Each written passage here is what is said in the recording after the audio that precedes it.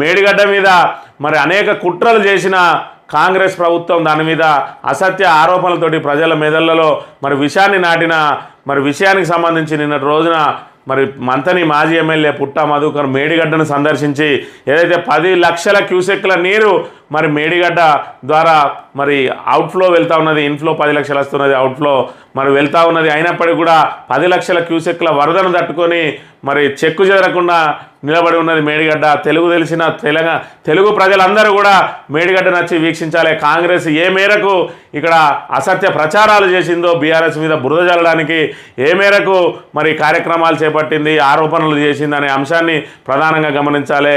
మరి ఏదైతే కుంగిన పిల్లర్లు ఉన్నాయో వాటిని మరమ్మతు చేసి తక్షణం ప్రజలకు అందుబాటులోకి తీసుకురావాల్సిన కాళేశ్వరం ప్రాజెక్టును బీఆర్ఎస్ ప్రతిష్టను మసకబార్చడం కోసం మాత్రమే మరి దాన్ని తాత్సారం చేసి ఈరోజు రబీలో మరి అనేక మంది రైతుల వేలాది